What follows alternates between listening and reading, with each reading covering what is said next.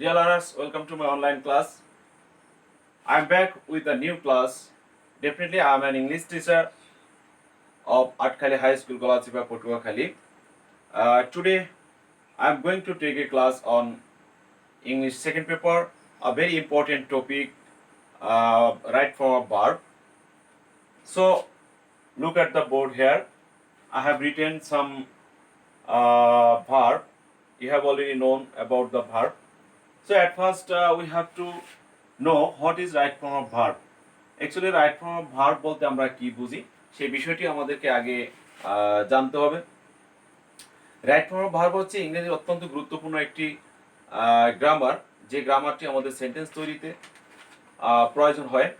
Subject এবং ভার্বের সাথে সমন্বয় থাকতে হবে এবং সাবজেক্টের নাম্বার পার্সনের সাথে ভার্বের কোন ফর্ম ব্যবহার হবে সে বিষয়টি এই গ্রামারে আমাদের শিখতে হবে। তো dear learners, stay with me and watch my class. তো এখানে আমি যা লিখেছি কতগুলো ভার্ব লিখেছি এখানে, যেমন can, could, shall, should, will, would, may, might, must, need, dare, had better, had rather, would better, would rather, plus V one, অর্থাৎ ভার্ব বেস। তো তোমরা নিশ্চয়ই কিছু বুঝতে পেরেছো। এখানে এখানে আমি কতগুলো মোডাল অক্সিলিয়ারি ভার্ব প্লাস আরো কতগুলো আনুষঙ্গিক শব্দ বা ভার্ব আমি লিখেছি এখানে, যেগুলো আমাকে কিভাবে সেন্টেন্সের মধ্যে ব্যবহার করতে হবে এবং এরপরে আমাকে মূল ভার্ব কিভাবে ব্যবহার করতে হবে, কোন রূপে ব্যবহার করতে হবে, সেটি মূলত এখানে আমি দেখাতে চাচ্ছি। তো ডিয়ার লার্নার্স, এই যে মোডাল অক্সিলিয়ারি ভার্বগুলো আমি লিখলাম এখানে, can, could, shall, should, will, would, may, might, must, need, dare, had better, had rather, would better, would rather, এই ভার্বগুলো যদি কোনো সেন্টেন্সে ব্যবহৃত হয় তারপরে মূল ভার্বটি কোন ফর্মে হবে সেটি হচ্ছে এই রুলসের আলোচ্য বিষয়। তো এই ভার্বগুলো কোনো সেন্টেন্সে ব্যবহার করার পরে এবং সেই সেন্টেন্সটি যদি অ্যাক্টিভ ভয়েস হয় তাহলে মূল ভার্বটি বেস ফর্ম হবে। মূল ভার্বটি বেস ফর্ম হবে। যেমন আমি একটু উদাহরণ দেখাচ্ছি। Example, he can do the work. এই সেন্টেন্সটি যদি আমরা লক্ষ্য করি তাহলে দেখতে পাবো he subject, can modal auxiliary verb, do action verb বা মেইন ভার্ব। তো হি যখন সাবজেক্ট, ক্যান মোডাল অক্সিলিয়ারি এবং ডু এখানে অ্যাকশন ভার্ব, এবং ডু ভার্বটির রূপ আমরা লক্ষ্য করব। এটি হচ্ছে মূলত এই রুলসের আলোচ্য বিষয় বা বোঝার বিষয়। এখানে যেটা দেখানো হয়েছে, যদি অ্যাক্টিভ ভয়েসের কোনো সেন্টেন্সে মোডাল অক্সিলিয়ারি থাকে তারপরে মূল ভার্বটি হবে বেস ফর্মে, অর্থাৎ ভার্বের বেস যে রূপটি আছে সেই রূপটি এখানে ব্যবহৃত হবে। তো এরকম করে আমরা যদি ক্যানের জায়গায় কুড ব্যবহার করি, শ্যাল ব্যবহার করি, শুড ব্যবহার করি, will, would, may, might, must, need, dare, had better, had rather, would better, would rather, এরকম যে কোনো মোডাল অক্সিলিয়ারি যদি আমরা ব্যবহার করি তাহলে তার পরবর্তী মূল ভার্বটি এরকম বেস ফর্মে ব্যবহার করতে হবে। এটি হচ্ছে মূলত এই রুলসের আলোচ্য বিষয়। তো প্রিয় শিক্ষার্থীবৃন্দ, তোমাদের যে বিষয়টি মনে রাখতে হবে সেটি হচ্ছে এই যে ভার্বগুলো মনে রাখতে হবে। এবং আরেকটি বিবেচ্য বিষয় হচ্ছে যে এই ভার্বগুলো যখন কোনো অ্যাক্টিভ ভয়েসের সেন্টেন্সে ব্যবহৃত হবে তখন অবশ্যই এই ভার্বগুলোর পরে এই অ্যাকশন ভার্বটি বা মূল ভার্বটি বা প্রিন্সিপাল ভার্ব আমরা যেটাই বলে থাকি না কেন, এই ভার্বটি বেস ফর্মে ব্যবহার করতে হবে। তো dear learners, let's go another rules. আমরা আরেকটা বিষয় দেখব, আর কোন কোন ক্ষেত্রে মূল ভার্বের বেস ফর্ম ব্যবহৃত হতে পারে।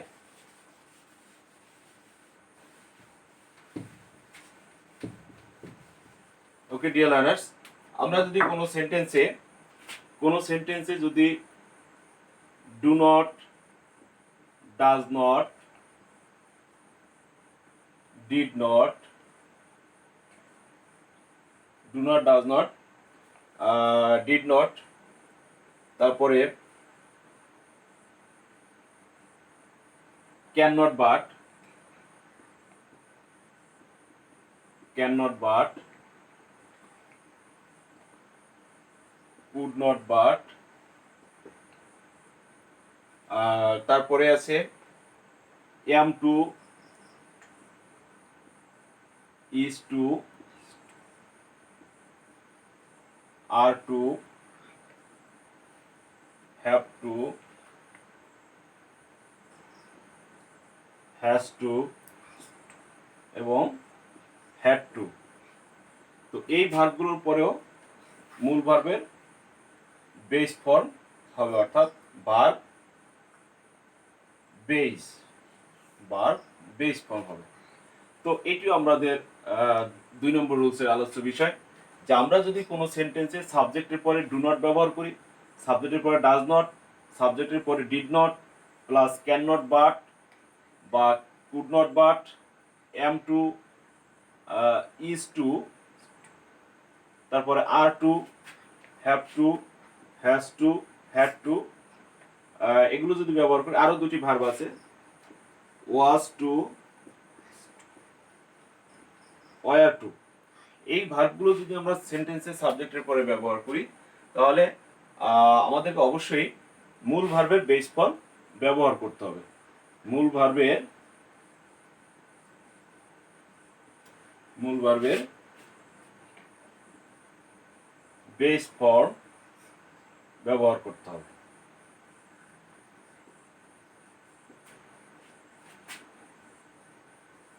Deer learners, I hope you have got my point, যে অ্যাক্টিভ ভয়েস অর্থাৎ সেন্টেন্সটি অ্যাক্টিভ ভয়েস না প্যাসিভ ভয়েস, এটি আমাদের প্রথমে নির্ধারণ করতে হবে। যদি সেন্টেন্সের সাবজেক্ট সক্রিয় হয় তাহলে সেই সেন্টেন্সটি অ্যাক্টিভ ভয়েস, আর সাবজেক্ট যদি নিষ্ক্রিয় হয় তাহলে সেই সেন্টেন্সটি প্যাসিভ ভয়েস। যদি সাবজেক্ট সক্রিয় হয় সেই ধরনের সেন্টেন্সে যদি এই ভার্বগুলো আমি যা লিখেছি, do not, does not, did not, can not but, could not but, am to, is to, are to, was to, were to এবং হ্যাভ টু, হ্যাজ টু, তাহলে সেই ক্ষেত্রে মূল ভার্ব বেস ফর্ম হবে। সেই ক্ষেত্রে মূল ভার্ব বেস ফর্ম হবে।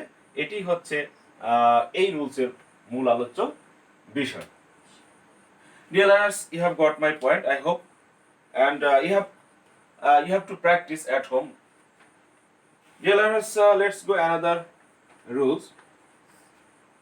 এখন আমরা যে রুলসটি দেখব সেটি হলো, আমরা তো সেন্টেন্সে বেস ফর্ম, ভার্বের বেস ফর্ম কোথায় ব্যবহৃত হয় সেটি দেখেছি। এবারে আমরা দেখব মূল ভার্বের পাস্ট পার্টিসিপল ফর্ম অর্থাৎ V3, আমরা বলে থাকি V3। সেন্টেন্সে এই V3 ভার্বের এই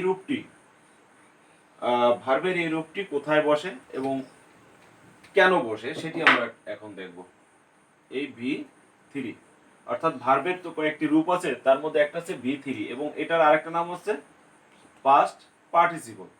তো এই ভার্বের রূপটি কোথায় বসে, কখন বসে, কেন বসে, আমরা সেটি একটু দেখার চেষ্টা করব। তো ডিয়ার লার্নার্স, আমি প্রথমে আবার বলে রাখি যে কোন সেন্টেন্সে যদি মোডাল অক্সিলিয়ারি ভার্ব থাকে, কোন সেন্টেন্সে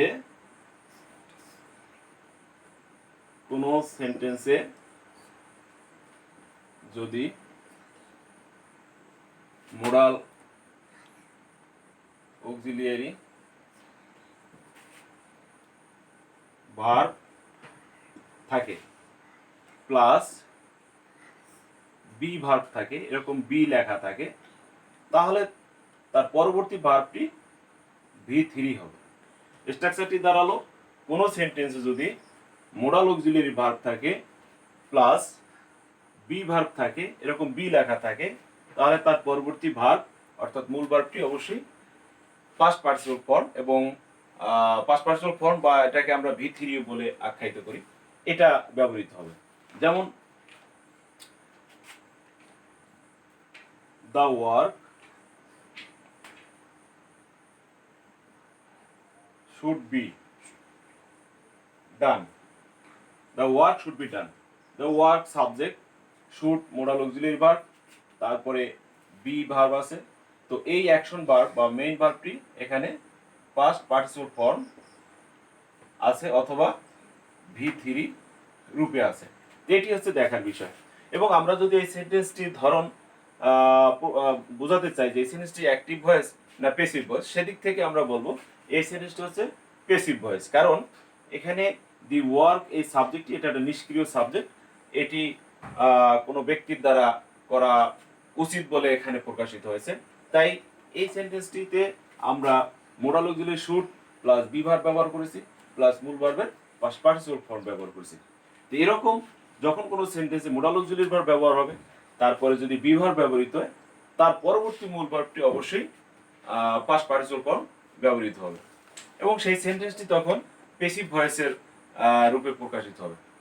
তো dear learners, I hope you have got my point. Next আমরা আরেকটি রুলস আলোচনা করব, যেখানে আমরা দেখব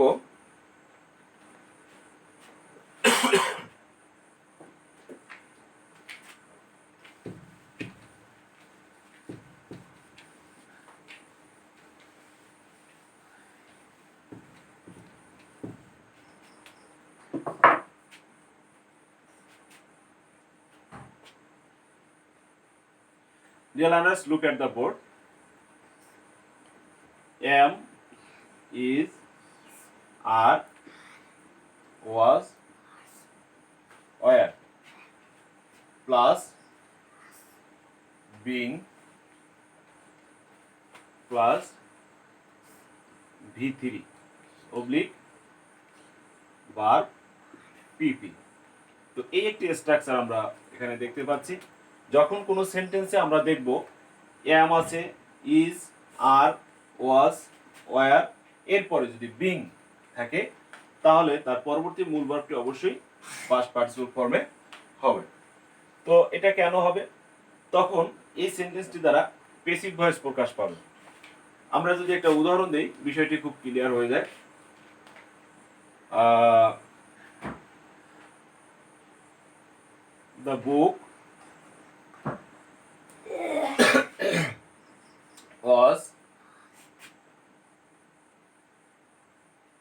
The book was being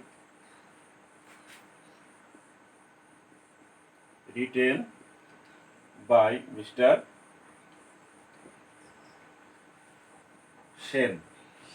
তো এখানে আমরা যেটা দেখাতে চাচ্ছি যে যদি কোনো সেন্টেন্সে এই উপরে উল্লেখিত যে কোনো একটি ভার্ব প্লাস এরকম বিং থাকে, তাহলে তার পরবর্তী মূল ভার্বটি পাস্ট পার্টিসিপল ফর্ম হবে এবং এই সেন্টেন্সটি তখন প্যাসিভ ভয়েসের রূপে প্রকাশিত হবে। এটাই মূলত এই সেন্টেন্সের দেখানোর বিষয় এবং আমাদের মনে রাখতে হবে এই am, is, are, was, were plus being এরকম যদি থাকে, তাহলে তার পরবর্তী ভার্বটি মূল ভার্ব পাস্ট পার্টিসিপল হবে। তাহলে আমরা সেন্টেন্সে এরকম আমাদের লেখালেখির মধ্যে এরকম অনেক ধরনের সেন্টেন্স আমরা ব্যবহার করতে পারবো এবং বুঝতেও পারবো। এরপর আরেকটি বিষয় আমরা দেখব, সেটা হচ্ছে এরকম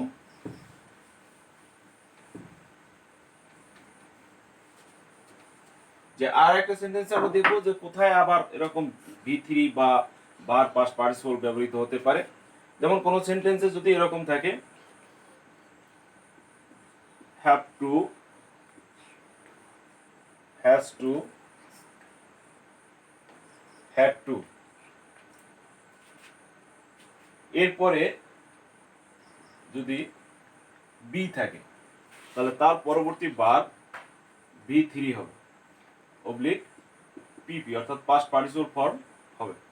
তো আমরা যদি কোনো সেন্টেন্সে এই ভার্বগুলো দেখি, হ্যাভ টু আছে, has to, had to plus B verb, অর্থাৎ হ্যাভ টুর সাথে বি ভার্ব আছে, হ্যাজ টুর সাথে B, had to plus B verb, তখন তার পরবর্তী মূল ভার্বটি পাস্ট পার্টিসিপল ফর্ম হবে। তো আমাদের লক্ষণীয় বিষয় হচ্ছে এগুলো আছে কিনা সেগুলো খেয়াল করতে হবে সেন্টেন্সে। আমরা যে কাজই করি না কেন, অর্থাৎ আমাদের 6 to 10 পর্যন্ত একাডেমিক যে গ্রামারগুলো আছে তাতে অনেকগুলো ফিল ইন দ্য গ্যাপস আছে। তো সেই গ্যাপগুলো পূরণ করার ক্ষেত্রে মূলত আজকে আমি যে বিষয়টা নিয়ে আলোচনা করছি সেটি অত্যন্ত গুরুত্বপূর্ণ একটি বিষয় এবং সেটি খুব ভালো করে কাজে লাগবে যদি আমরা ক্লাসটি সুন্দরভাবে মনোযোগ দিয়ে দেখি। আমরা আরেকটা জায়গায় দেখব যার কোথায় বি ভার্ব ব্যবহৃত হতে পারে। আমরা আরেকটা বি ভার্ব ব্যবহার, ভার্বের পাস্ট পার্টিসিপল ব্যবহারের আরেকটা রূপ দেখব, সেটা হচ্ছে যখন কোনো সেন্টেন্সে যদি এরকম হয় have been, has been, had been, এই প্লাস V3 এবং তখন এই সেন্টেন্সটি প্যাসিভ ভয়েস হয়ে যাবে। তো যখন কোনো সেন্টেন্স এরকম আমরা দেখব যে সেন্টেন্সটির সাবজেক্টটি হচ্ছে নিষ্ক্রিয় এবং যেটি দ্বারা প্যাসিভ ভয়েসের অর্থ প্রকাশ করে, সেই ক্ষেত্রে আমরা have been, has been, had been এগুলোর পরে আমরা মূল ভার্বের এই যে V3 ব্যবহার করব বা মূল ভার্বের পাস্ট পার্টিসিপল ফর্ম ব্যবহার করব। Dear learners, I hope you have got my point today and I'm going to finish my class here. তো এখানেই আমার আজকে ক্লাসটি শেষ হচ্ছে। প্রিয় শিক্ষার্থীবৃন্দ, তোমরা এই ক্লাসটি খুব মনোযোগ সহকারে যদি দেখে থাকো তাহলে কোথায় সেন্টেন্সে ভার্বের বেস ফর্ম ব্যবহার হবে, কোথায় সেন্টেন্সে ভার্বের V3 অর্থাৎ ভার্বের পাস্ট পার্টিসিপল ব্যবহৃত হতে পারে সেই বিষয়টি সম্পর্কে তোমরা একটি সম্যক ধারণা পাবে। তো ডিয়ার লার্নার্স, আমার এই ভিডিওগুলো দেখতে থাকো এবং আমার চ্যানেলটিকে সাবস্ক্রাইব করো এবং বেশি বেশি শেয়ার দাও। তো তোমাদের কাছে এই বলে আজকে আমার ক্লাস থেকে বিদায় নিচ্ছি। Thank you. Keep well and stay home.